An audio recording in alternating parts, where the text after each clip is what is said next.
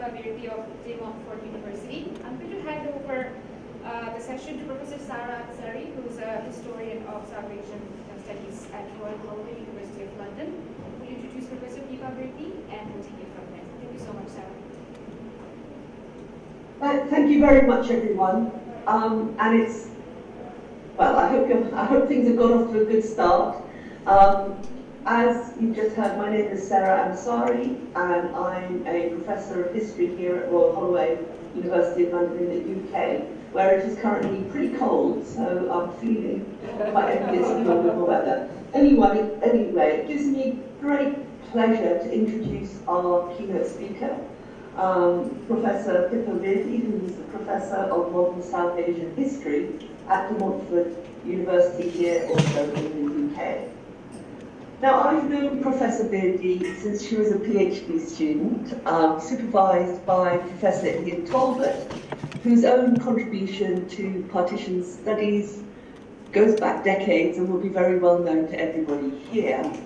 Back then, the main focus of her research was a combination, really, of innovative local case studies, which, taken together, highlighted different aspects of the impact of partition on both sides of the new border that bisected the Punjab region.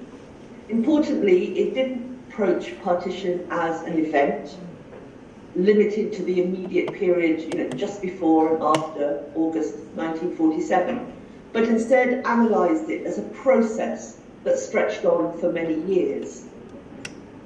And in many ways, this initial project set the scene for Professor Virdee's subsequent academic career, which has continued along, let's say, a similar trajectory, namely helping us to understand partition as something that has shaped and continues to shape places within South Asia, touched both by it and its legacies, whether directly or indirectly. For her, the Punjab was her starting point, and much of her subsequent research has focused on this region, helping to piece, I suppose, back together again a shared or common history of somewhere that was so brutally divided by partition in a myriad ways. And I just want to highlight her 2018 Cambridge University Press monograph, From the Ashes of 1947, Reimagining Punjab, which captures in expert fashion the dissonance, the distortion, the dilutions bound up in this region's recent past, describing its people's history through, as it makes clear, diverse oral narratives, literary traditions, and popular accounts, illustrating the lack of closure associated with 1947, but also highlighting Professor Virdee's multidisciplinary approach to the study of history. But I think I need to also point out that Professor Virdee has also carved out another special place for herself within the field of partition studies, thanks to her groundbreaking work that has shone the spotlight really on women's experiences, in the process leading the way in terms of showing us what can be achieved through deploying oral history methodology. So very grateful to her for all her work in that particular, let's call it, subfield of partition studies. So to sum up, partition studies have been considerably enriched by Professor Virdee's many contributions. And so as we, cross or perhaps attempt to break down borders, academically speaking, at this conference, at this gathering, it's particularly appropriate for me that its organisers have invited her to share her thoughts today. And with the 80th anniversary of partition fast approaching in 2027, how we mark its history continues to challenge us. And so on behalf of everybody present, both at BRAC itself and online, I would now kindly request Professor Virdee to deliver her keynote lecture, which I'm sure you all know is entitled Retelling the History of Partition Through National Anniversaries, Commemorations and Memories. So Pippa, I'll hand over to you and let you get on with the real thing that people have come to listen to. Thank you. Thank you so much, Sarah, for those very generous, kind words. I think for me, of course, my relationship with you always will be related also as my external examiner. So I'm always, honoured in being in your presence. So thank you so much. And yeah, I mean, I suppose one thing I should say is that it's amazing how these 20 years have gone, really. Is it possible to have the slides and then I can sort of talk around them? Yeah, we're sharing the screen from. Okay, thank you. Ah, great. So.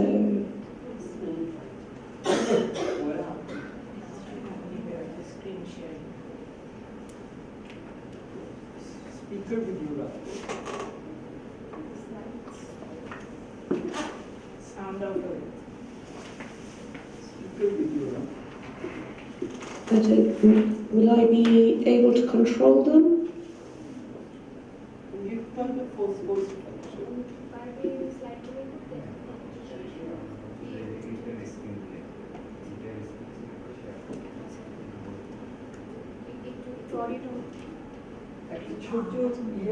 You should be able to control the slides. So where do you have to click share and then enter screen and then click share.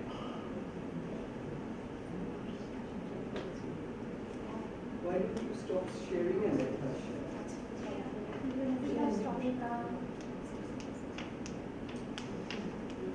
Shame.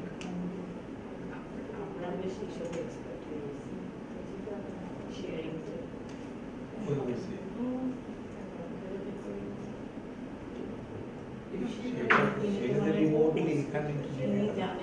You're also the closed. The share stop. We have stop share. There's the option.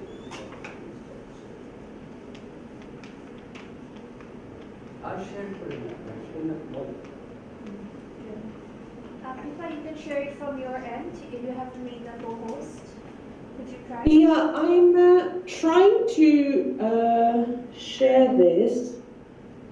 Let me see if this will work.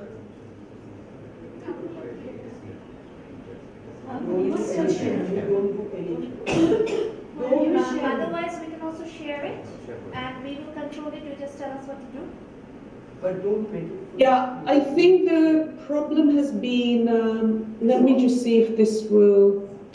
Yeah, there's a problem because of this being a university laptop, and they have a number of restrictions on Zoom, so it's not actually letting me share. All right, we will share it. We'll share it. You can just tell us. Has that worked? I can see the slides up now. It's working for me, Pippa. I can see the slides. You can see the slides. Okay. Yes. Yeah. Okay, so, I mean, I don't have too many slides, so I guess it's not too much of a problem in terms, it's just to show you kind of some visuals. But the slides have gone away now. We try to keep you and the slides together. We want to see both you Yeah, and the slides. now we're fine. It has not stopped shared. It has not been shared. It's not shared now. The problem is that the Zoom is not showing up there, only the slides are being displayed. Okay. Can we have I mean, that will only last, I guess, for the duration of the talk, and then we can. You can't minimize when you are sharing, so Keep it keep like it as this. it is. Yeah, but still, They will read us. so let us keep the slides. Let's share it then, share it then, let's share it. Let's share it. না ওনাকে দিবে না তো share করতে মনে হয় because of all the restrictions. So you can tell us when to go to the next slide. We'll change it from our end. Yeah. Yeah. Okay, so we'll just keep them this size. Yes. Yes. Yes. Yes. Is that yes. okay? Is that okay with you? Yeah, I suppose it's not got that much text on it, so it's not too much of a problem. We can go on to the next slide, because it was just more sort of background to show you the border. Yeah, so I suppose I should say first of all, thank you so much to the organisers for inviting me, and it's such a pleasure to be here. I would have loved to have had the opportunity to visit Dhaka, but you know, events are such that I've not been able to come there. But I was really looking forward to actually being there in person. I suppose, you know, moving straight into the talk, I suppose one of the reasons why I should give you just a very brief kind of background in terms of why I became interested in this.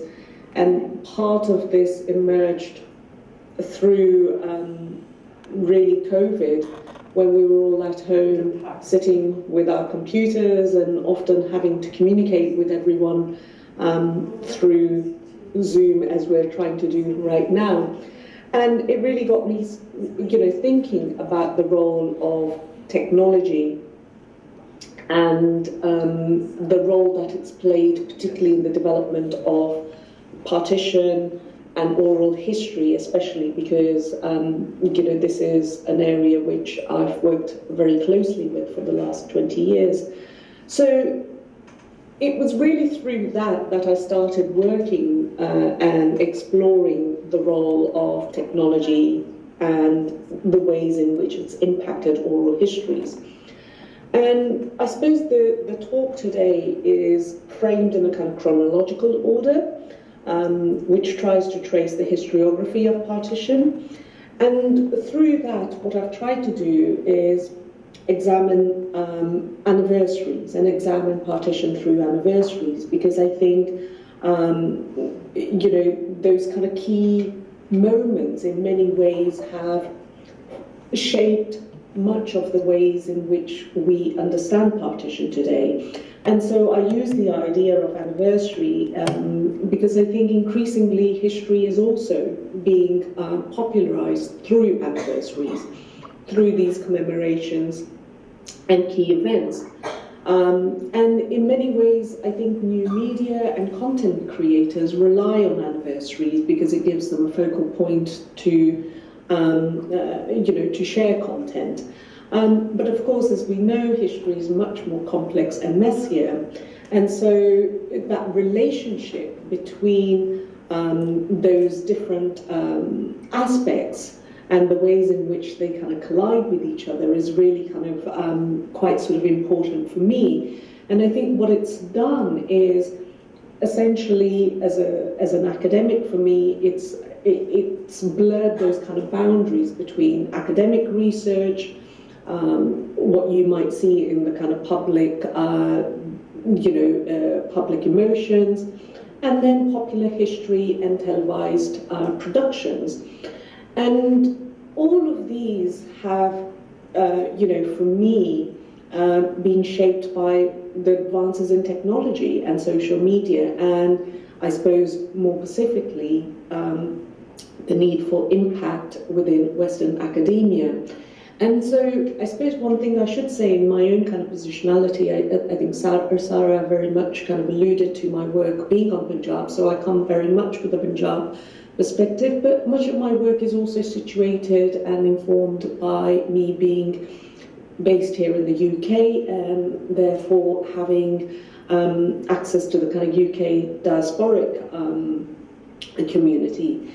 And so, you know, it's kind of relevant for those, but, you know, things, of course, are different from other places and other vantages. And I think that's something which I've tried to understand in a little bit more detail in terms of, you know, how we look at things from different disciplinary, you know, aspects, but also through different vantages in terms of how partition is seen from Amritsar to Lahore to, being here in the UK or in Coventry specifically where I am. So how do we look at these events from different locations? And I think, one thing I would sort of also say is that I think the study of partition really has gone from a very niche area to becoming really a major area of study through which we can understand the wider histories of the subcontinent. It's no longer now kind of confined just to that moment of rupture, but rather it's used to tell much, much larger histories. And I think,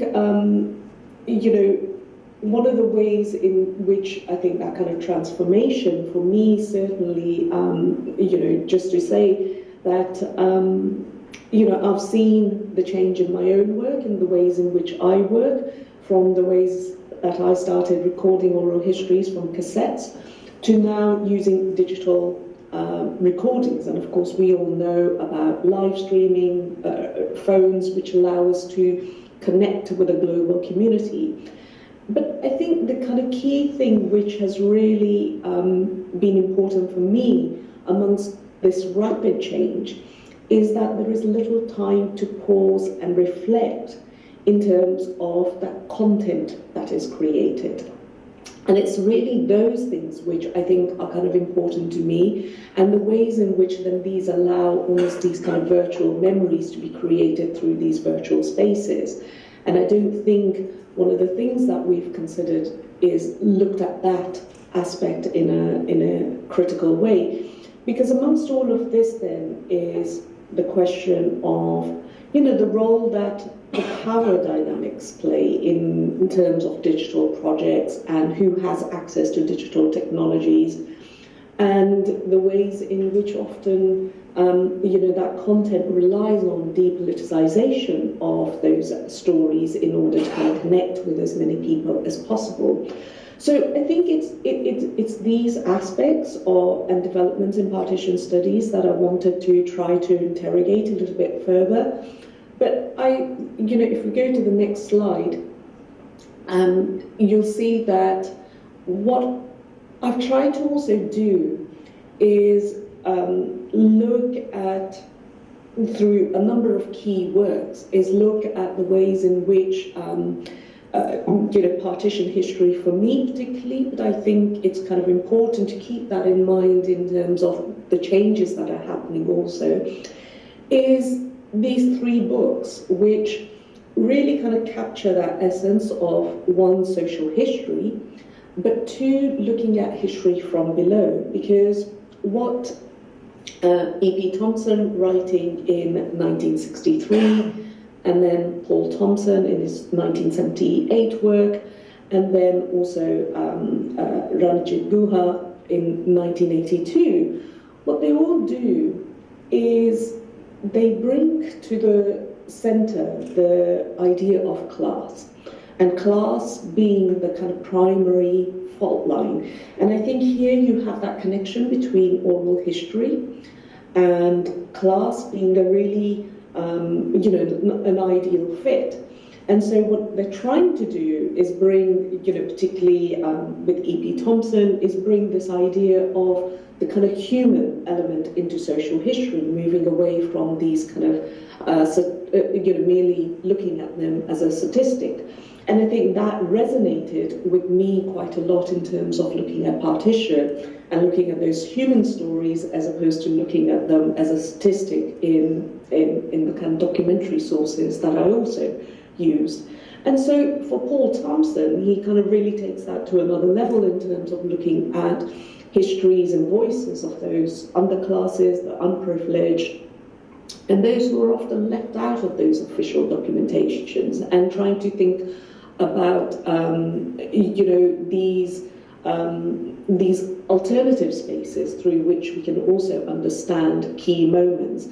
And I think here within sort of the South Asian context, then the subaltern group is particularly important, because then that takes us into another way through which we can now understand those subaltern stories, whether they're of women, peasants, workers, tribals, all those kind of people that we would consider quite marginal to or peripheral to Indian society. So they're very kind of important in terms of repositioning the kind of lens, and I think this is why I've kind of just highlighted these three books through which we can sort of start to change and shift that lens.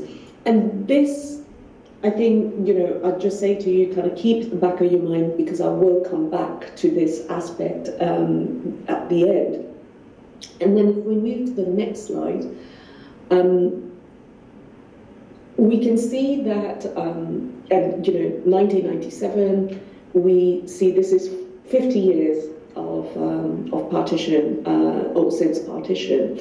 And in fact, I was a young student back in 1997, and from my kind of personal experience, I barely kind of remember this event being mentioned at all. But I think the reason, again, I highlight these three accounts is because I think they're all important in terms of connecting that political history with the human impact. And in many ways, Urvashi Bhattacharya's The Other Side of Silence is that kind of path-breaking work, because it's really her work that came out in, both Urvashi Bhattacharya, Ritu Menon and Kamala Bhasin, they initially published articles in EPW in 1997, and then in 98 their books came out. So these were really important in terms of kind of shaping that field, because it completely changed the lens. And it takes that subaltern sort of aspect a step further, because it now brings in activism, feminism, and turning history on its head in terms of, let's look at these completely silenced and voices which were barely mentioned in any of the kind of literature. And so both of, I think for me, The Borders and Boundaries is academically far more robust, but Urvashi's work is, and I say it's a public history because I think it's been absolutely sort of path-breaking in terms of bringing it to a much, much larger audience. And so that Hasamanto's Mottled Dawn, which was put out in 1997 as a collection of his kind of stories, I think is important partly because of the ways in which we also see fiction and that literature. So you have a number of these events which are coming together 50 years on and really showcasing the kind of work that is, fiction work that has been written about partition. And these are accounts which, some of them were written quite soon after partition, but we barely know about. But then now with this kind of new interest and this, approach of history from below, we begin to see this work in a new light. And so these three pieces of work, I suppose, really kind of capture, a real shift that is going to take place in partition studies. If you go to the next slide, please. Not that one, the next one. Sorry, I should have just deleted that. Number 6. Yeah, thank you. So those kind of then intervening years that we have between 1997 and 2007 is that there is now, and I suppose I should count myself as one of those, is that you start to see a real shift in terms of the academic work that is now beginning to emerge. And as I said, my work was in part influenced by people like Ritu Menon and Kamala Bhasin and Urvashi, because that was the key work that was being done, and it was also using women's histories, women's oral histories, and really putting them at the center and at the core of the work that was being done. They weren't only activists, but they were also, feminists in terms of the way they approached their work. And so it was really kind of important in that sense. And here you begin to see that kind of regional impact, but also you now begin to see that kind of broader canvas beginning to emerge. And I use Ian Talbert's 2007 conference at the University of Southampton as a key moment, because for 3 days, Ian organised a conference which brought together a whole array of academics who were working in that kind of broad field of partition. And here again, one of the reasons, I sort of say that partition is now, it encapsulates a much larger history, is because it's not just confined to that moment and those two regions. It's actually much, and rightly so, it's much, much larger, because the repercussions of it are much, much larger. And so you have key writers like Joy Chatterjee, who, in the Spoils of Partition, really shifts the lens, because up until now, much of the work had been done, had been centered around Punjab.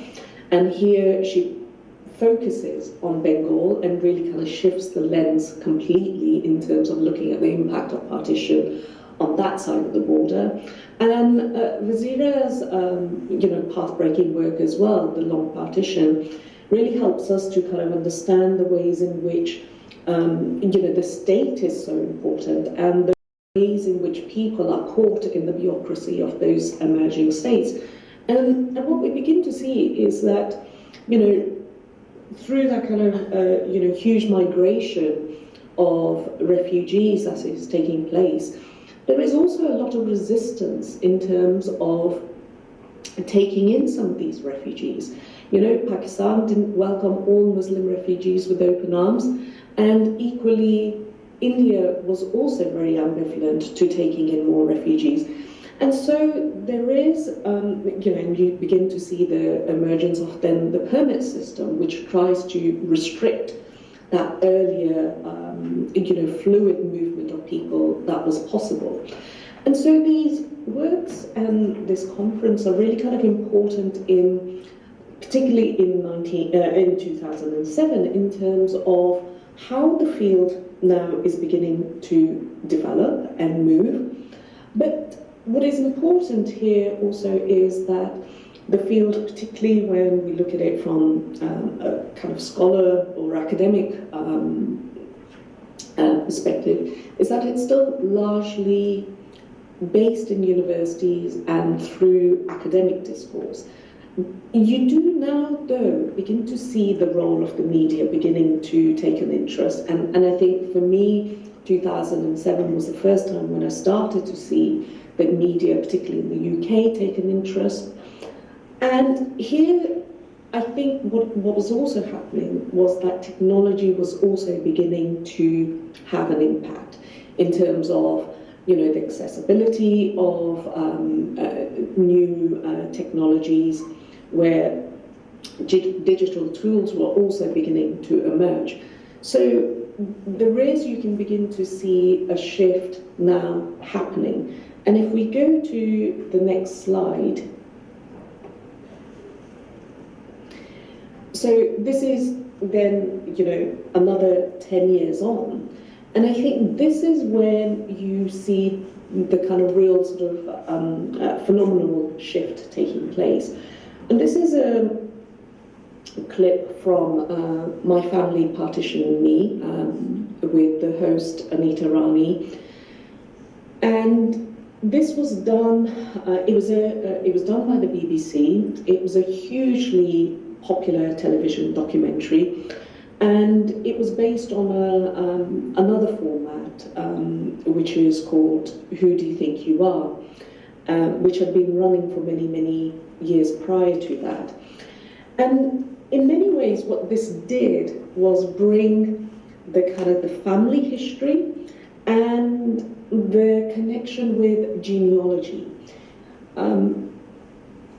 certainly in the kind of the West, in the US, in the UK, in Europe, etc., I would say that genealogy now is one of the most sort of popular areas of history. And programs like this really kind of tap into genealogy and your family history, and that being the lens through which we can then go into our past. And you know, I participated in this documentary, which when they were filming in Pakistan, I happened to be there, and so you know the stars aligned, and I was part of it. And the second picture actually is a kind of clip that, a photo that I took at the time of the filming that was taking place. And my experience of this program, I won't go into the kind of details, but just to say that I didn't enjoy the experience, partly because I felt it was very scripted. And what I thought was going to be a documentary, in fact, is a kind of a scripted story. And what happens behind the scene for me was as important as what was being then edited and shown on the TV. And that was the thing that really started then getting me to kind of think about what we see in a much, much more critical way, because of the ways in which stories, ideas are curated, particularly for media consumption.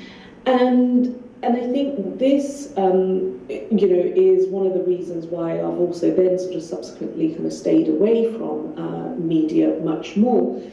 But the advantage, of course, of this kind of programming is the ways in which it connects with the public and the public imagination, and getting them to kind of think about some of these issues. And I suppose one of the things about this kind of broadcasting then is also the ways in which it pivots around anniversaries.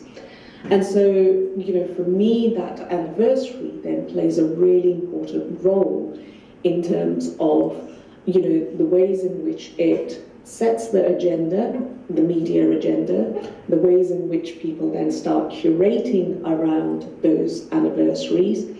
But the limitations also then, I mean, as a historian then, you also have to look at it critically and think about the kind of limitations of viewing history merely through anniversaries.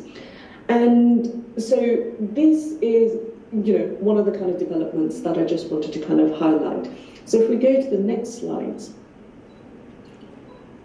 So this, you know, some of you will be kind of more familiar with, are this kind of new generation of popular literature in terms of, you know, really young voices. And in this case, all of them, interestingly, are female. And I think this is, although you know, I'll just kind of leave it out there, but perhaps you can sort of think about it in more detail, is how much of the new generation of work that has been done on partition has been written by women. In this case, all three of them working in different regions. So Anam Zakaria was based in Pakistan, Anshul Malhotra based from Delhi, and Kavita Puri, who was a BBC, or I should say is a BBC journalist. But the three of them, Anam's work came out first in 2015 and emerges out of something called the Citizens Archive of Partition. And so she did a number of stories, and then through that, the footprints of partition emerged as accounts of 4 generations of Pakistanis and Indians. And Anshul's work is working with objects, and Kavita also brings in those diasporic voices. My point in sort of, I suppose, highlighting these particular three works is because of the popularity of them. They're not academic texts, but they resonated and they emerge out of that sort of 70 years on, I suppose. And so they resonate much, much more with the public. And I think here we begin to see also academics beginning to sort of see that, okay, you know, how do you make impact out of your own research? And which is why I talked about those kind of blurring of boundaries in terms of, you know, who is a professional historian, who's an academic historian, or who's an amateur historian, etc. Those lines become blurred in terms of who's writing what and from which vantages. But the thing about many of these stories that are included in these three accounts is the ways in which they're projected as popular histories and as people's histories, but actually it compresses the politics and the class to the extent that they're not really visible within any of this work. And here I highlight this because of the whole origins of trying to look at those marginal voices in oral histories that I alluded to right at the beginning, and how that gets lost in works like this, where class doesn't become important. And the reason I say this is because when you look at Anchol's work, or when you look at Kavita's work, many of them are very elite people, and the same with Anam's work. You know, many of these are elite voices. Many of those interviews are done in English. The objects that, Malhotra brings are not everyday objects. Some of them are very luxurious objects. And so, looking at these accounts through, as everyday experiences, I think, for me, I think we have to kind of question that. And the language, I think, is important for me, because if we are conducting these interviews in English, then we also have to recognize what is the class of these people, because we know that English literacy in 1947 was a tiny amount. I think it was something like 1.5%, I think, were literate in English at the time.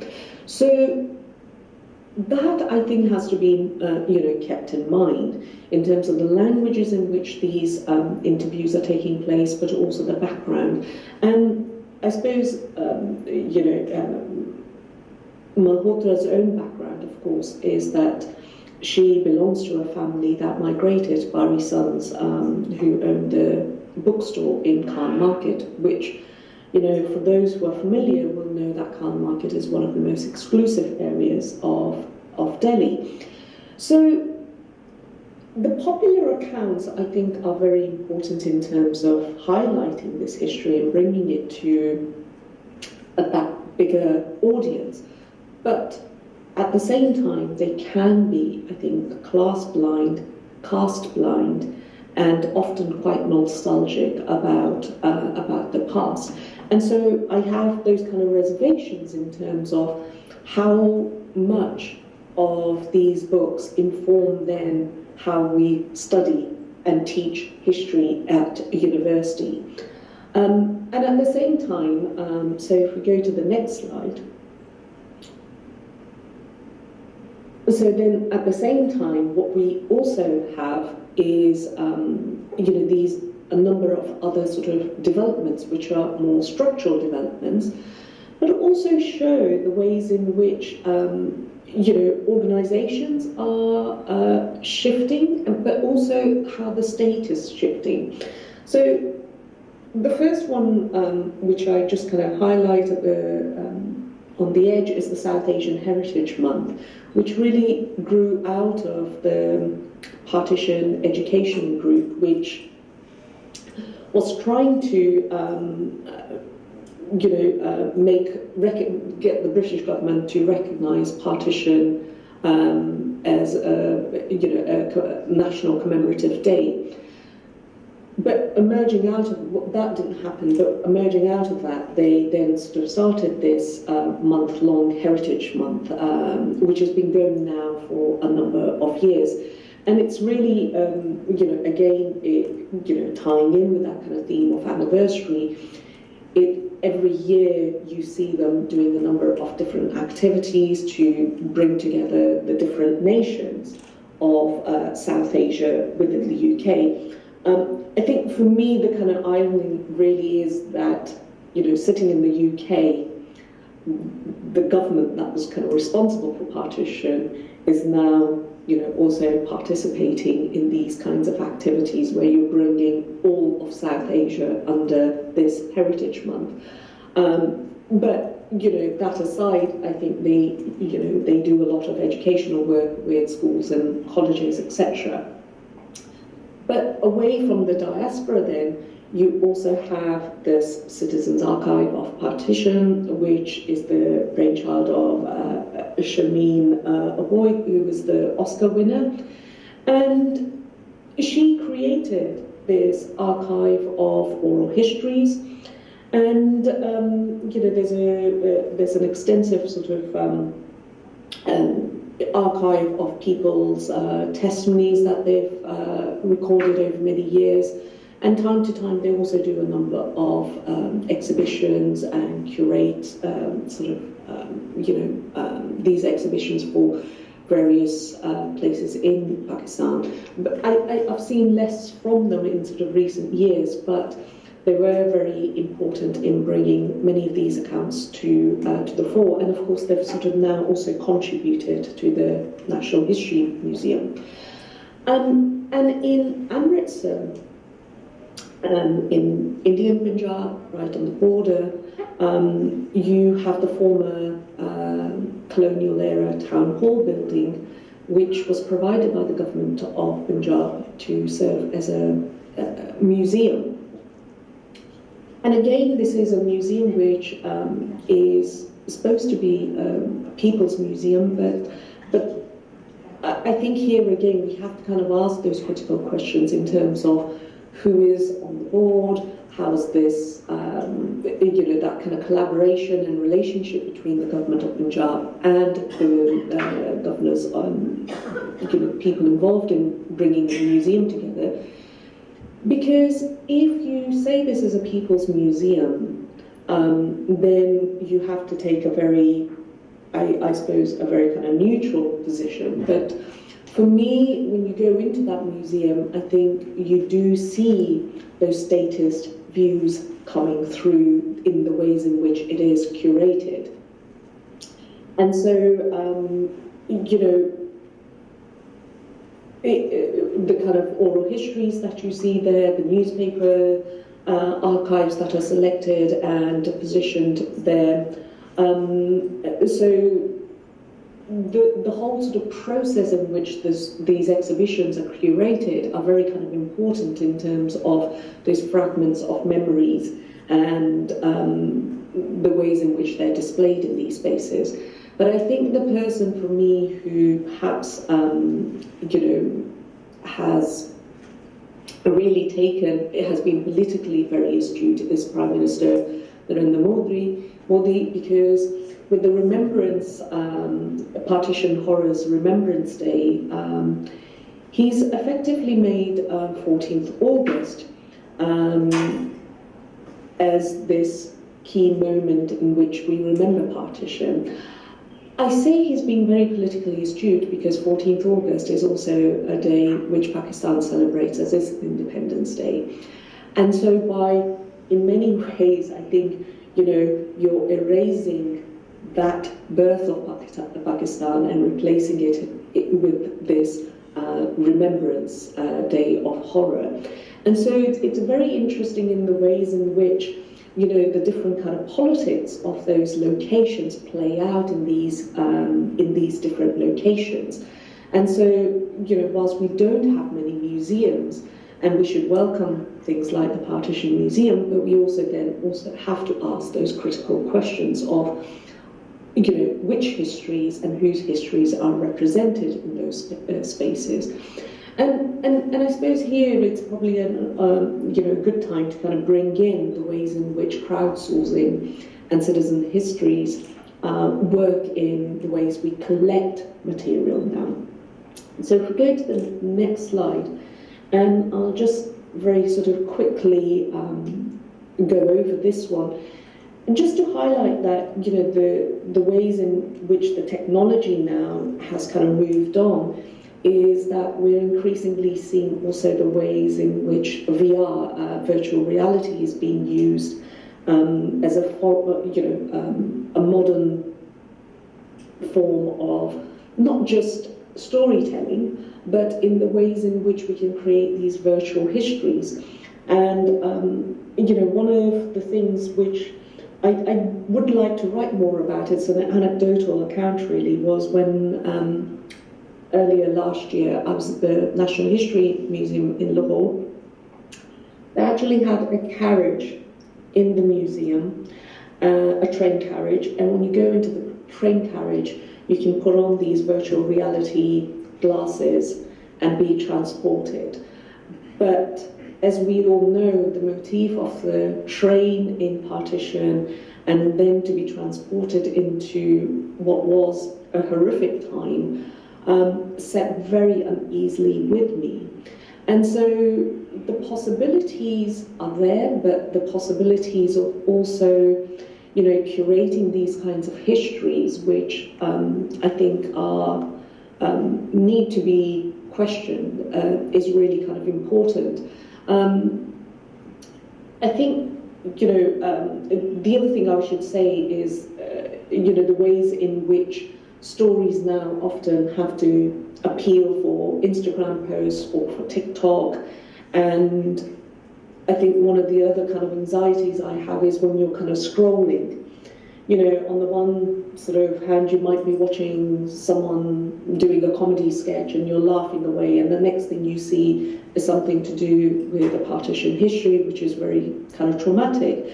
And so our emotions become all mixed up as we're going through these social media feeds. And I think this is very kind of problematic in terms of what does that do with us and how we connect with that history and that memory of that history. So that's something that I just wanted to kind of highlight to you, and perhaps we can sort of have a discussion about that. If we go to the next slide. This was really just to show you the kind of developments that have taken place through those 30-odd years in terms of how we document and memorialize partition. And I'm going to start with Ashish Nandi and Rajmohan Gandhi's work, which was based out of the Center for Developing Studies in Delhi in 1998. And this was one of the kind of first attempts to really kind of capture those accounts. And as we see more and more organizations have emerged in terms of preserving that history. But I think there's two things that I would like to highlight here, that the bigger work has been really done outside South Asia, and in this case it's mostly actually America, so both with Harvard and the 1947 Partition Archive, who now I think have collected over 10,000 interviews. And Harvard, with the Looking Back project at the Midland Institute, have also been trying to capture those accounts. And so, the kind of mechanisms through which many of these organizations have been collecting histories is through that crowdsourcing or through the friends and family network. But when we get into these huge numbers, and one or two papers have been sort of using statistical analysis to look at partition, is that actually we've gone full circle. So going back to what E.P. Thompson was talking about, the kind of trying to bring the human back into this kind of social history, is we've kind of now gone back into this, bringing statistics into this human history. So now, you know, it's completely sort of turned on its head, especially when we talk about such large numbers. So that was quite interesting for me. But I think beyond that, I also wanted to try to, you know, understand the class background, the languages in which some of these accounts have been collected. Are these mostly diasporic people, or how many of these are being collected from actual South Asia itself? So these are all questions and valid questions that we need to ask when we look at these, you know, larger histories. So if we move on to the next slide.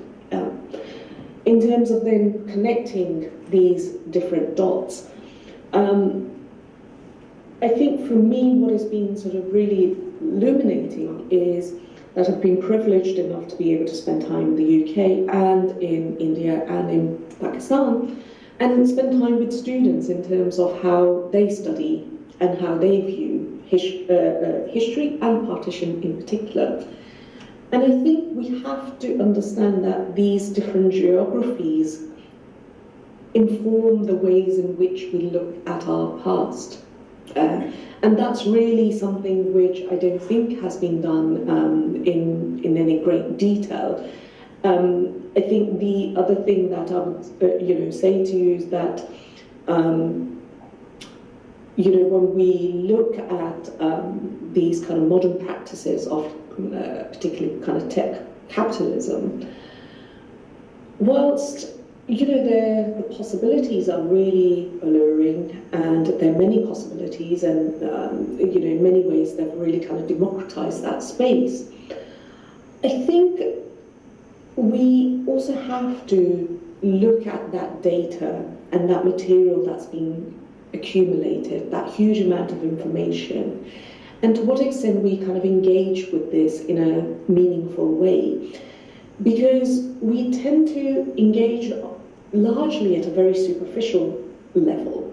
We kind of read something, you know, and especially if we're saying that this is for educational purposes, we may look at it only momentarily and then move on. But do we then take it to the next stage and actually really look into the kind of history, pick up a book, etc.? So I think that's something that I would really be interested in kind of exploring, is looking at the kind of the depth in which, you know, we're able to kind of go through this kind of new medium, or does it really kind of just remain at the surface level? But the other thing is to recognize that, like the ways in which newspapers were edited for us, much of this social media is also edited and curated for us. There is a positionality, but much of it is kind of also designed as being, you know, reaching to a broader audience as possible.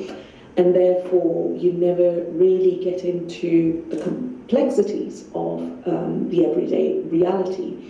And I suppose, you know, it's important to kind of highlight that how much of this discourse is coming from the global north, but actually refers to the people of the global south. So if we come to the last slide, and I suppose, you know, this is really just a number of questions that I want to leave this talk with, is, you know, how these histories are then shaped by digital diasporic identities. Because if the power and much of the discourse is taking place in the diaspora, how much of that then shapes, you know, the wider discourse? And how do we kind of preserve these traumatic histories without reducing them to, you know, these testimonies and fragmented bite-sized memories? You know, the engagement, I think, is really kind of an important issue in terms of how do we measure that engagement through these new forms of communicating with the wider group of people. And I suppose fundamentally, how do we overcome the structural inequalities in collecting, documenting, and disseminating oral histories? Remember, in terms of where oral history starts from.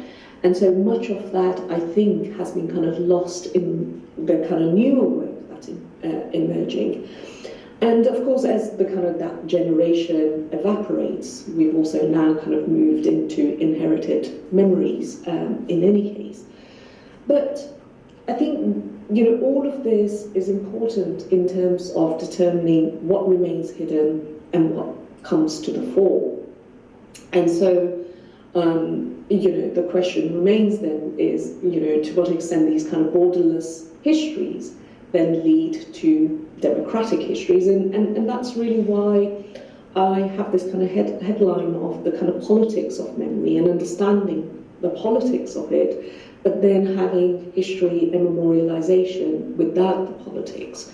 And it's those kind of questions and I suppose issues which I just kind of leave open-ended here for you to kind of think about and perhaps even discuss if there's time. Thank you so much.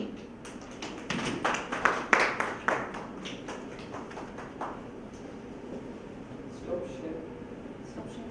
Thank you so much, Professor Pippa Virdee. Should we open the floor for a discussion? I think Sarah is here. Sarah, should we- Yes, I'd love just to start, hopefully, some discussion going, as Pippa's invited people present to do. But I just want to thank her for what was a really, helpful isn't the right word, but just a talk that really brought out some of the key things that we need to think about when it comes to the ways in which partition today is remembered. We have to remember think about not just the way partition itself is remembered, but how its remembering has its own history as well. And I think what she brought out very clearly is how the history of partition has been approached, handled, pursued, manipulated, or let's say, at different times and in different places. Her point that she emphasized at the end about the importance of the geographies involved, where this remembering is taking place. And I think she really flagged up for me just how important it is for everyone who's interested in partition studies to reflect on when its history is retold, let's call it, say, we need to be thinking about the purpose of that, let's call it commemoration, its curation, and the popularizing of people's, or partitions, I should say, history, because these don't just happen, they don't happen in neutral spaces, they happen for a purpose. And I would just, if I could kick off, perhaps, a broader sort of shared response to Pippa's lecture. I just wonder, if Pippa can, in a way, take another step forward almost and share with us what she thinks, possibly at this stage, at least in her own engaging with this topic. The purpose of commemoration.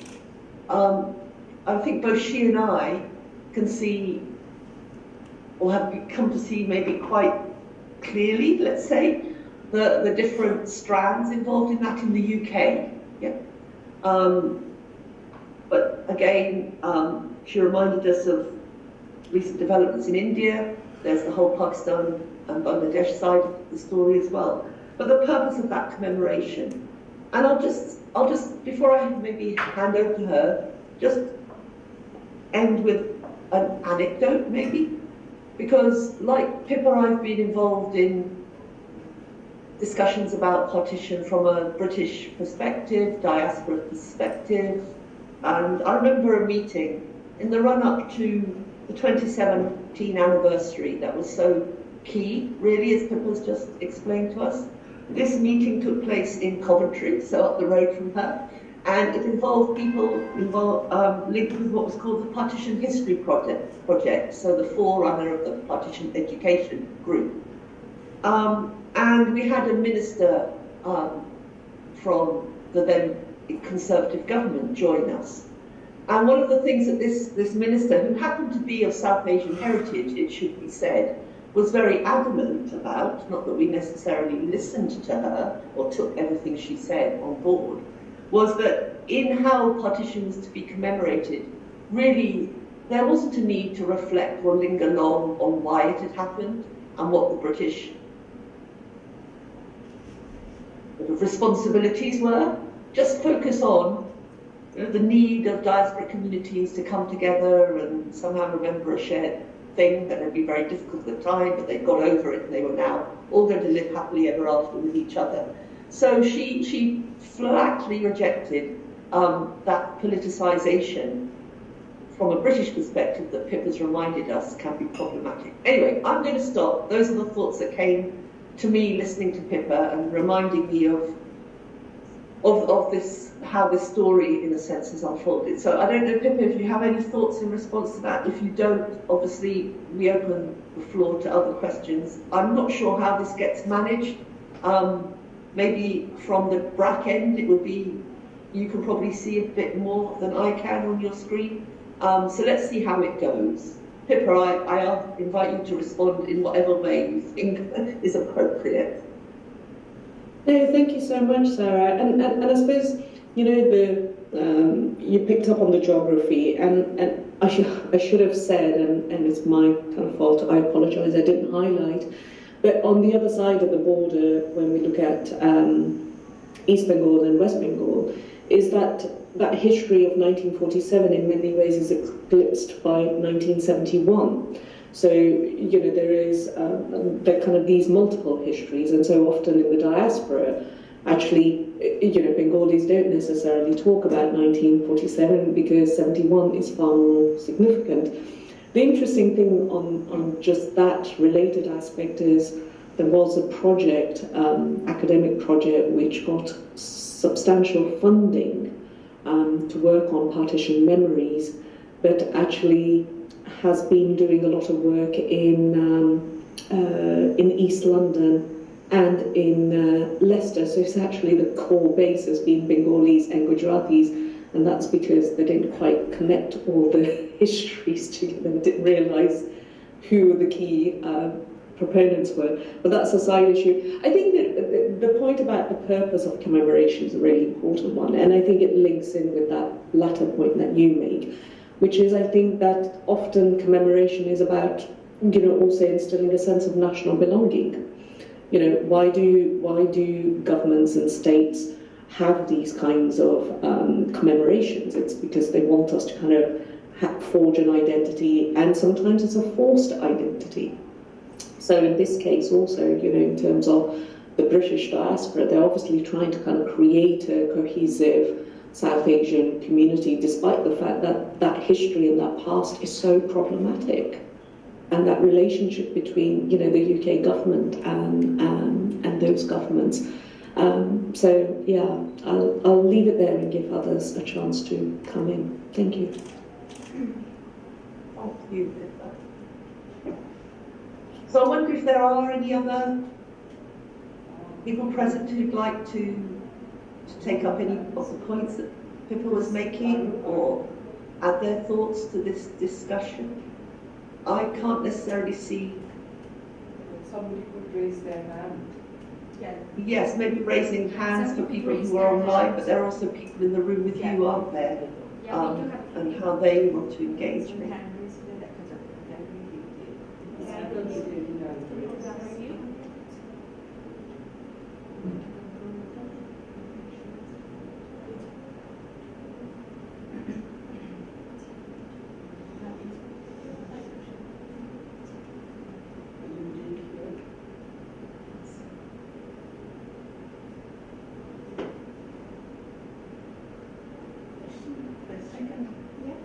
What's very interesting online, I can see names of people who attended the workshop and conference in Silchar in December, and I know that some of them have very, very long-standing interests in, you know, the way in which partition, well, what happened at the time of partition, but also its longer-term, let's call them aftershocks in the region that's the northeast, the northeast region of India. So I don't know if any of them, and I can see their names on my screen, and some places too. We have a If they'd question like to come in. from here at BRAC U.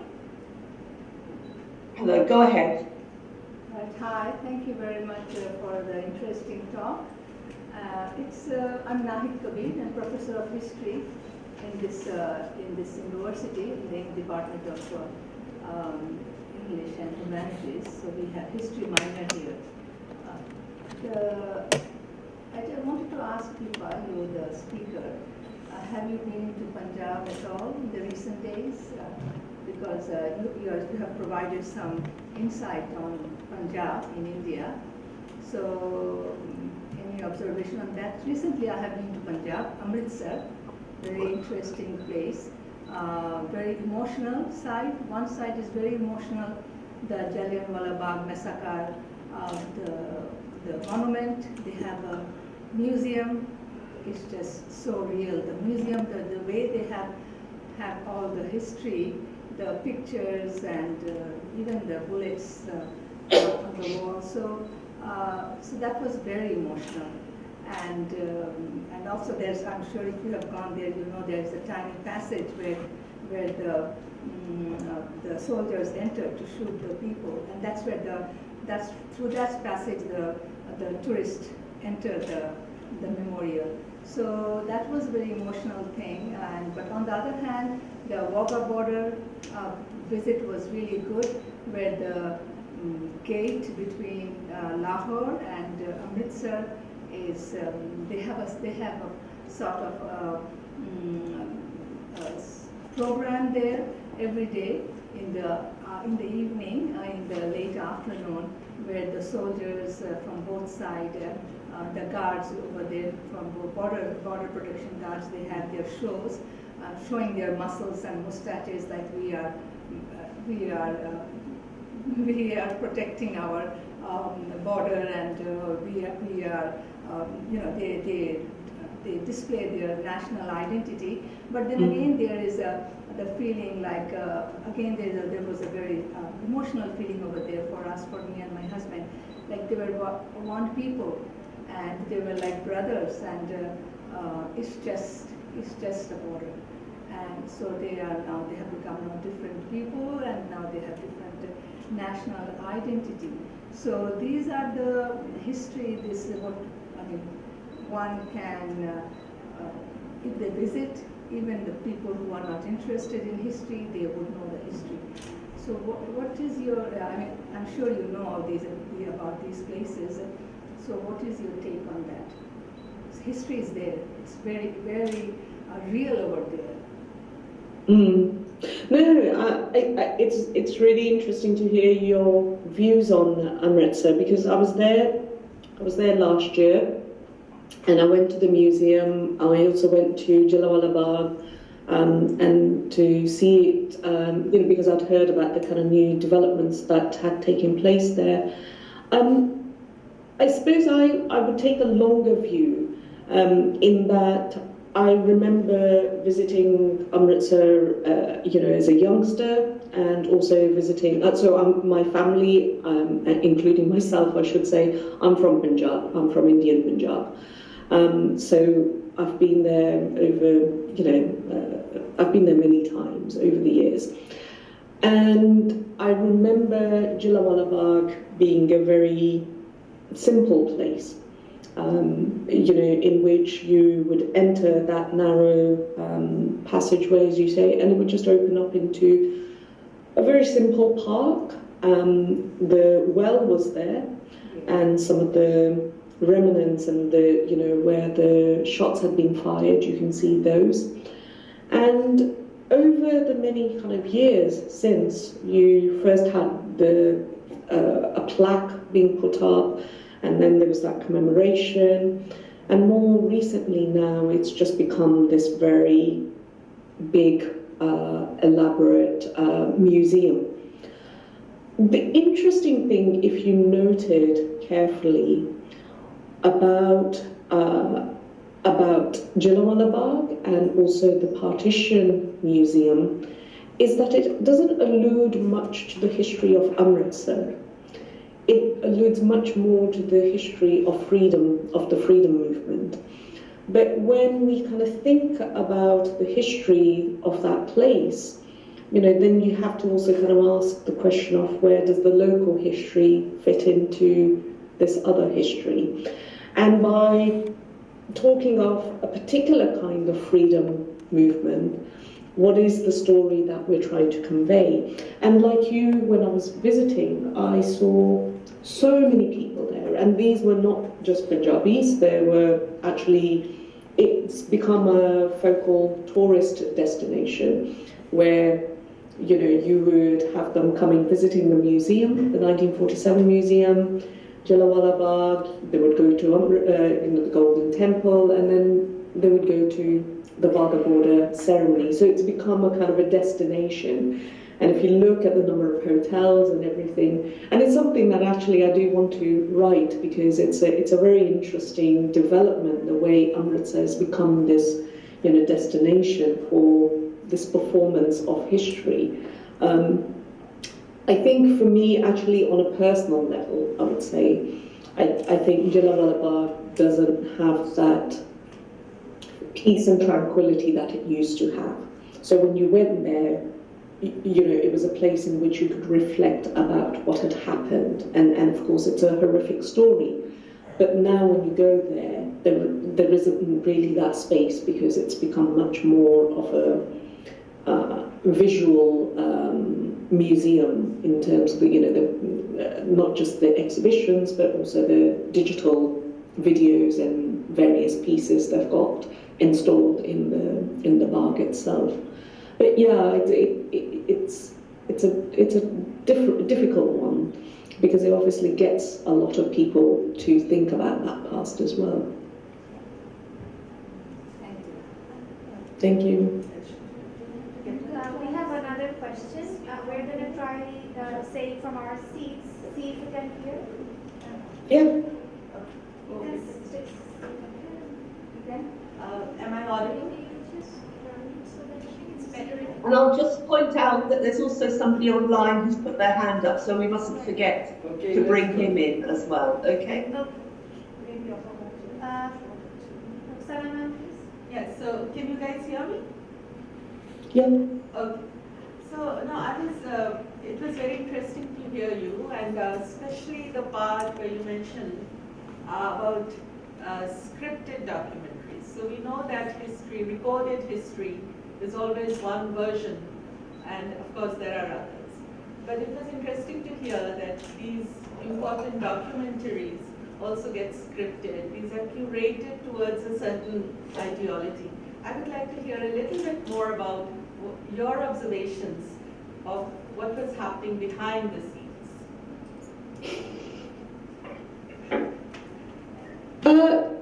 I suppose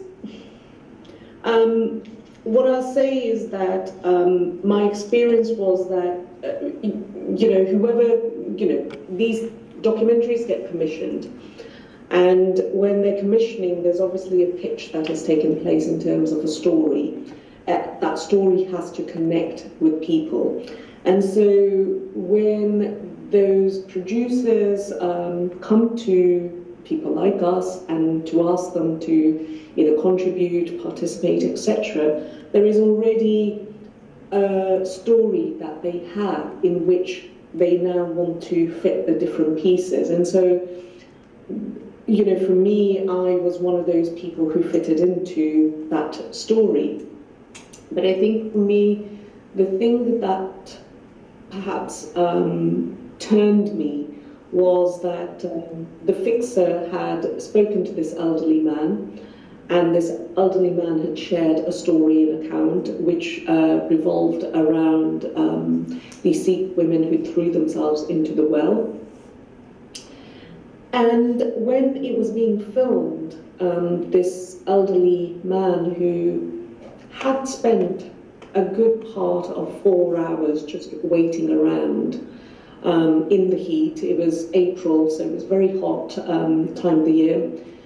And he wouldn't repeat what he'd told the fixer to the presenter on camera.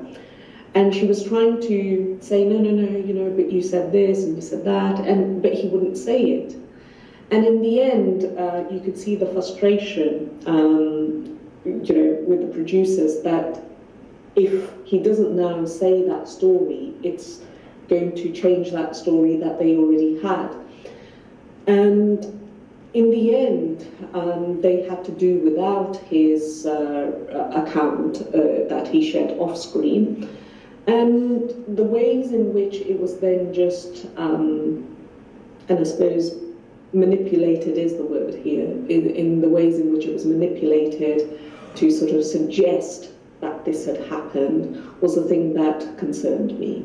That I just thought, well, okay, so you have this story, you want this account to fit in, but if it doesn't fit in, then you'll still share that story, but you'll just do it in a different way. And I found that very problematic.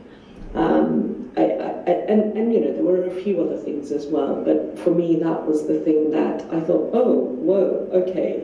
And yeah, I don't know, maybe I was a bit too naive thinking that, documentaries are documentaries, but it tells you the ways in which, these sort of documentaries are, they're also stories, because they're a form of, capturing people's emotions, and you have to get people emotionally involved in order for that to be a captivating program.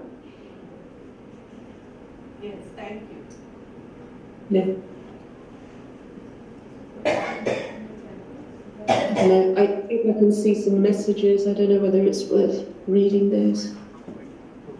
I think also, is it Anuradha Kar who wants to come in, so maybe...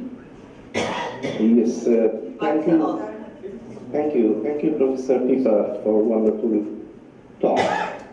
I have 2 points I want to discuss with you. That I spent some time in Amritsar for more than a month to understand Amritsar, how it works, how the whole city is a kind of, to me, it was a memoryscape of partition. And it's a package, like if you go to the Golden Temple, then you will go to the Partition Museum, and probably you will take a taxi to the Wagah border.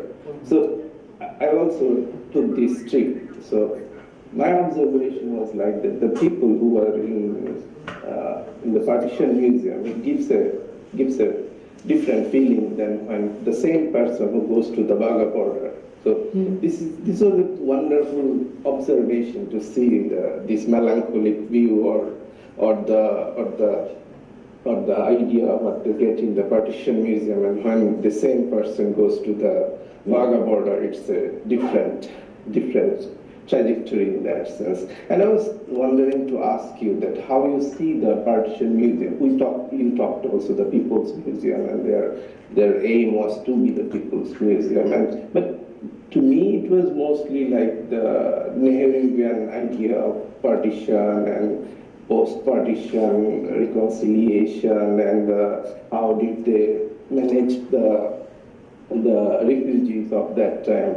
And in that sense, I did not see it's a complete partition museum of the whole Indian subcontinent. It's mostly probably a Punjabi partition museum to me. I'm from Bengal.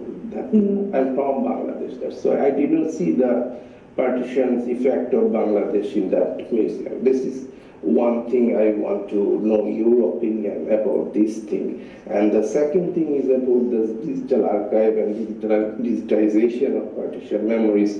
We know about the Partition Archive of 1947. That is I think it holds more than 11,000 interviews now. But the problem is that who holds whose past and for why? I mean, I don't have access to this archive.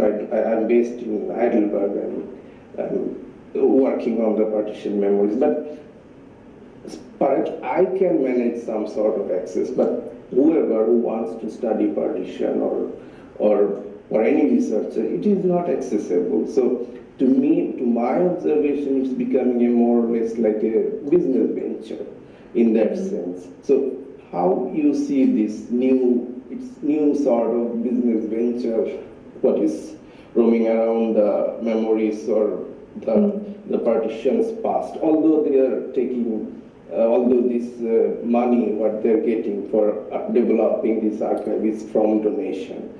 I talked to many volunteers who also work for this archive, but they even don't have access to their interviews. So how do you see this whole trajectory of this digitization or digital archive of partition memories? Thank you. No, thank you. And I think, you know, in many ways, you've kind of raised those very kind of important issues which I think are facing us. Regarding I'll start with the Amritsar Museum. The point you raise about it being, you know, very much about Punjab, I think that was a criticism that was raised straight away, that this isn't about the partition as a whole, it's very much about Punjab. And I think that following that, you then had the creation of, which remains a kind of virtual partition of Bengal, based in Kolkata. And I think there is a view that there will be a physical place for that, but at the moment it remains a virtual place. And then there's the Darul Library in Delhi, which is being sort of converted also into a museum along the same lines. I think, so this was my point, that I think the things that they exhibit in those places, whilst outwardly might appear to be a kind of a more broader people's history, actually still have to conform to that status perspective, because they operate in a certain milieu, and you can't have anything which goes against that. I mean, the town hall is a building which is lent out by the government of Punjab, so by its very kind of relationship, it's going to be statist. So I don't think there's anything, but then I don't think you should then hide the fact that this isn't stated, right? Be open about it. Be open that this is the relationship, and work within those confines. So I think that you can have much more honesty about those things rather than pretending to be something then actually it's not. I think in terms of, you know, one of the things I found problematic, I can't remember, I think it's still there. They created a well within the museum. I found that very difficult to digest, because I just thought this well shouldn't be in a place like this. You can talk about the history of wells and that kind of difficult history, but you don't need to physically recreate a well. And in fact, interestingly, that program, my family and me did the same thing. They went to another well and filmed there. And so, you know, how we represent that past is very kind of, you know, important. And then, you know, similarly with the 1947 digitization project archive that's been created, I often get my students to go and use it. They can only access some of the things, I think, and some of the, I think 51 of the interviews are made available on the Stanford University website. But the rest of them are behind, I don't know whether it's a paywall or whether you have to get permission, etc. And this is a kind of a wider thing in terms of what is being written about in much more detail by people like Ruth Linden, who's worked on the Holocaust, is a commodification of trauma, of this kind of past. And so when we now see so much work being done on partition, how much of this do we borrow from what is being done around the Holocaust?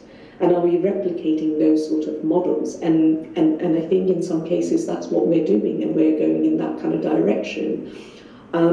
Whether that's a good thing or a bad thing, I suppose, is it's not for me to say. But we can certainly, as academics, we should be asking critical questions of the developments. Because then once you bring in, and I suppose the question actually you were asking about it, that who is it for and the purpose. We would like to think these are for educational purposes because that's what they all say, that this is educational. But is it always educational? I don't know. No, it's not. Yeah. And so, you know, I suppose then it's what role does it perform in our national histories then? And in kind of creating, and it goes back to that kind of initial point that Sarah made about the kind of purpose of commemoration and memorialization. What role does it play? Thank you so much. We have some questions and observations in the chat box, and Parnasha is requesting to ask a question. Should we take that? Thank you I so think much. let's go with Parnasha. Yes, thank you so much. I hope I'm audible. Yes. Yes. Yes, so thank you, Professor Pippa, for your talk. I missed the first part of it, so I apologize if my question is going to be a repetition. But like Dr. Ansari said, I'm interested in on the effects of the partition in the northeast of India. And India, as we know, has its states organized largely on a linguistic basis. And especially in the Northeast, what the partition did was it threatened people's rights to, say, quote unquote, the linguistic homeland in frontier regions such as Assam, where I'm based. So how do we then think of commemoration of the partition in such conditions where you say there's already a privileging of one kind of nationalism, and in this case, linguistic nationalism, that does, and where the new refugees were on the receiving end of, say, violence, because they were seen as threatening the existing people's rights to their linguistic homeland. So how then do we reconcile commemoration in these conditions? I hope my question is, I hope I have been able to make my point. Yeah, no, I heard it completely. I think you're right, it's a very difficult question, and I think one of the things that I argue is that, and I've done this elsewhere, is one of the reasons why we, I suppose, look at partition so differently from different places and different geographies is because we've experienced that past in a very different way. We see that past in a very different way. And I think one of the things I would like to say is that in South Asia, one of the reasons why we, by and large, look at partition quite differently from the diaspora is that in many ways we haven't left that past behind. We haven't, it's still unfinished business. So when it's unfinished business, you're still living with the realities of that partition and of that violence, everyday violence, which is still taking place. And so when you're living with the reality of that, then you can't commemorate it because it's not a past. It's a living reality for you right now. It's a past for those who have left it behind and who've moved on and their lives have changed. But if you're living with the reality of that and still experiencing the tremors from that, then it's not the past. And so you can't, I suppose in many ways you still can't reconcile and you can't commemorate it because it's ongoing. And that's the bigger tragedy about all of this is that, and I suppose one of the things is that you rightly so, we understand much more about partition now in terms of the impact it's had beyond just that geographical boundary. And the ways in which it's kind of shaped and reshaped communities around the borders and beyond. I know it's not a kind of complete answer, but I think that's the reality of it, that if you're living with it, then it's difficult to reconcile. It's a very interesting thought. Thank you so much. Mm-hmm.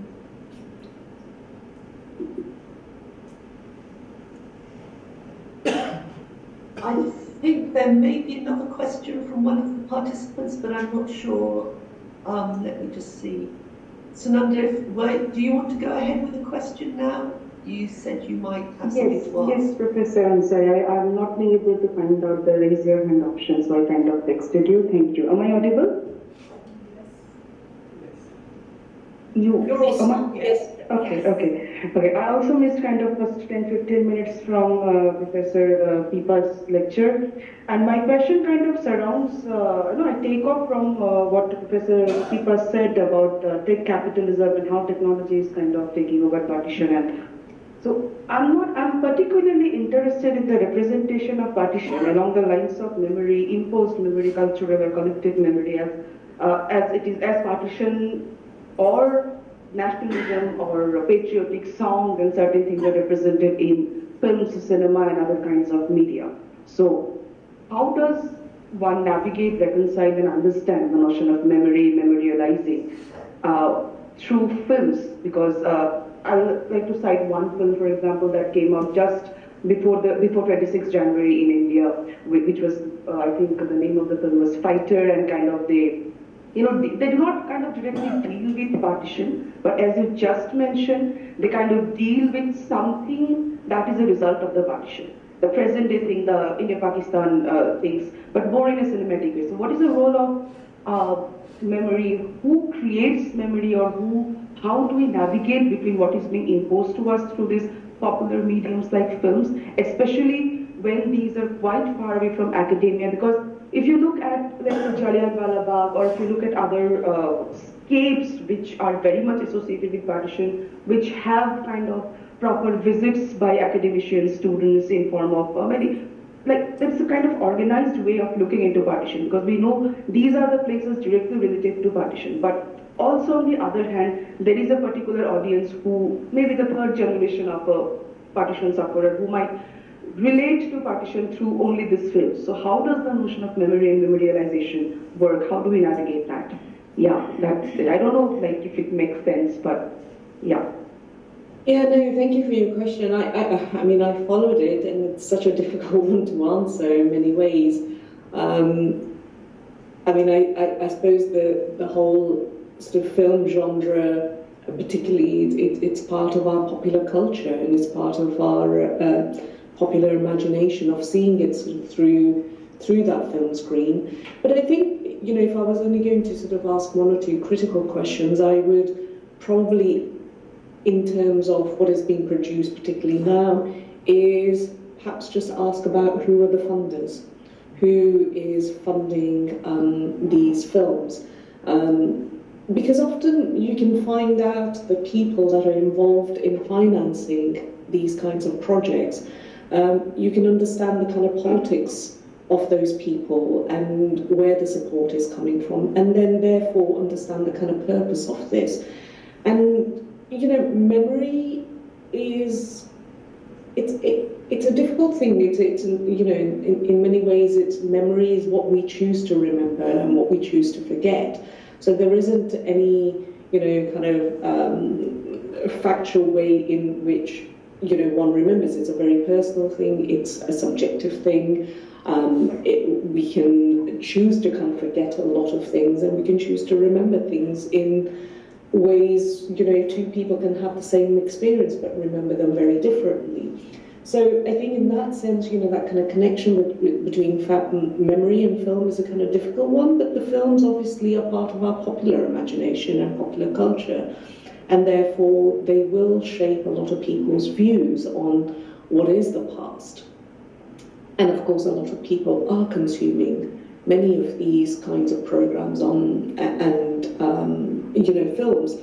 So it's a difficult one, but within South Asia and probably even beyond South Asia, my kind of simple question is to go behind the scenes and see who's financing and whose agenda this is, to kind of understand the reason behind these kinds of projects.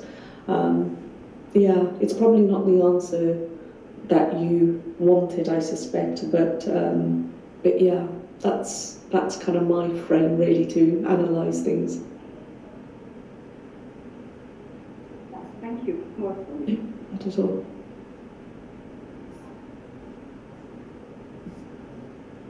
think somebody mentioned that there are some thoughts in the chat. I don't know if anyone at the BRAC end wants to check them out or share them. We've been sharing them. Should we read it out? If there was a question. Yeah, why not? Just so that voice is heard. It's a good idea for all voices to be heard one way or the other. So we have a question from Afrida. It's not a question. I think Afrida's question actually is just to me, so don't worry about that. That's Okay, it's okay. like Right. red herring. And then Ms. Sabiha from North-South University had observed. I'm reading it out. Or yeah, could you Just could an you please observation, share it's your not a observation? question. It's an observation, just read it out. She's here. If you could hear from her, that would be great.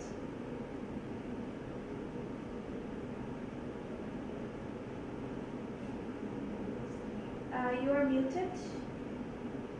Afrida, do you want to unmute yourself and tell us about the Sabiha. Sabiha? Hello, can you hear me? Yes. Yeah, I'm in the middle of a little meeting with the students, but then I've asked them to be a little quiet. So my mother is, I was born and raised in Kolkata, and my mother is still there. And she witnessed, she's 96, and she witnessed the Great Calcutta killing. So just the other day, I think a day or two ago, we were having a discussion. There was an article in the newspapers in Kolkata about this. And she said, she started talking about the partition, and she said that it had quite a big impact on partition. And because again, we are a split family. A part of our family moved to West Pakistan, which was there, and part of our family moved to East Pakistan. So we are now scattered in 3 countries, and we have a physical inconvenience of meeting, and especially our West Pakistani relatives don't get to see us at all, and neither do we. So I had a question: is that the impact of Great Calcutta killing on partition? That was one of the reasons that made one branch of my family move away from Calcutta in 1946. I suppose, I mean, in terms of looking at what happened in Calcutta in 46, and it is the beginning of that real escalation in violence.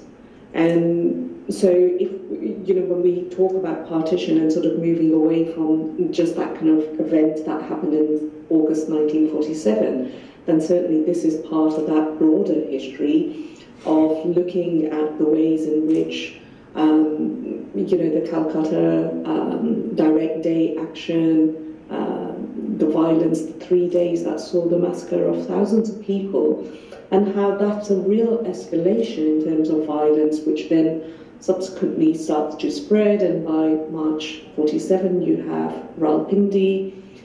And so when we're looking at that kind of bigger history of partition and communal violence, then this certainly becomes part of that. And if I'm not sort of mistaken, I think some of these organizations, when they're collecting stories, they do then bring in these other accounts as well, so they don't just kind of focus on August 1947, because of course, the impact of the creation of India and Pakistan starts to have, is being felt much sooner than just in August 47. Those shifts are already taking place between people.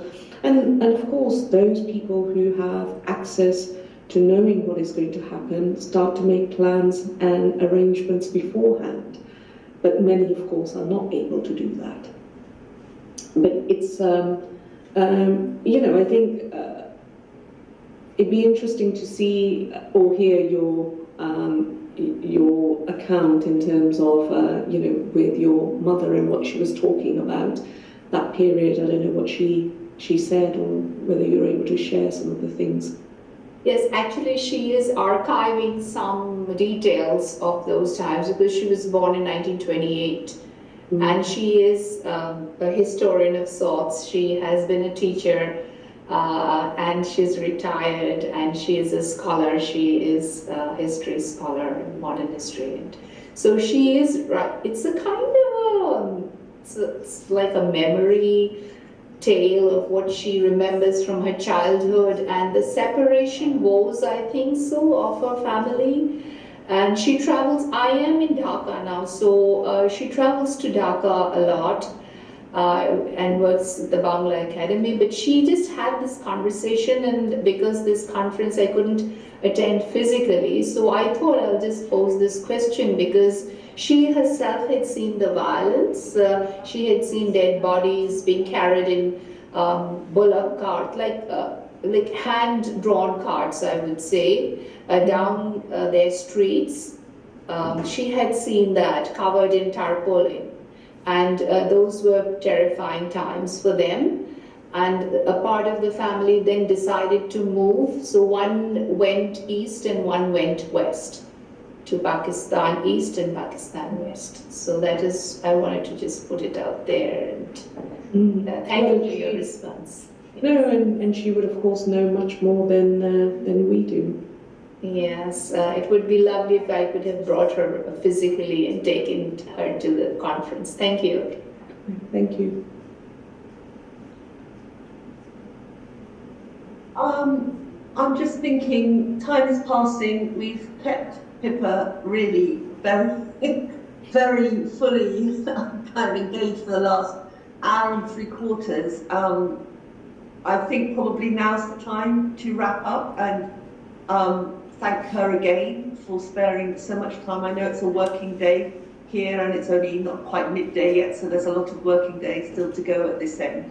But on behalf of everyone, Pippa, thank you very much for speaking and for sharing your thoughts on, I think, what is a really important aspect of, let's call it partition studies, but looking forward and thinking to the future and the direction of travel in which it's going. So thank you from everybody.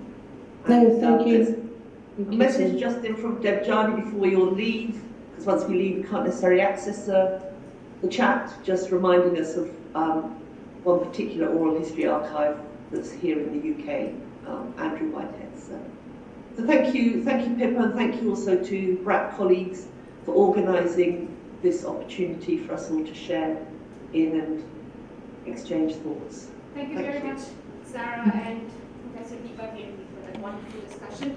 I think it's fitting that we're ending with, well, that we're closing the first day of the BRAC Memoryscapes conference with Professor Virdee's wonderful keynote and the following discussion, because you touch on a wide array of concerns that we've been talking about and discussing the entire day today. And you'll be very happy to know that we have a series of really wonderful papers coming up tomorrow on the digital and audio turn in partition studies, and also how museum spaces curate and memorialize partition and memorabilia. And I wonder if you can all join us tomorrow for day 2 of the conference. And I know that Pippa, you have a full day of teaching coming up, but we're going to record all the sessions, and I hope you can watch these sessions and we can have another discussion after that. Thank you so much from our end. It's been a wonderful day. And so we're signing off.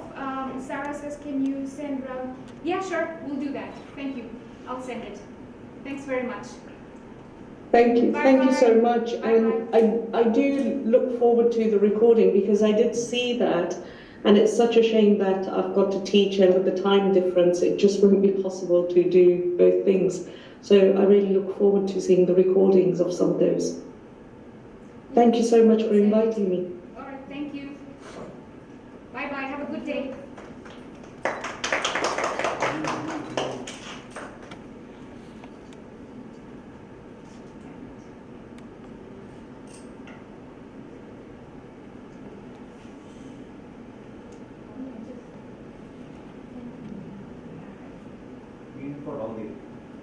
For all customers, I think.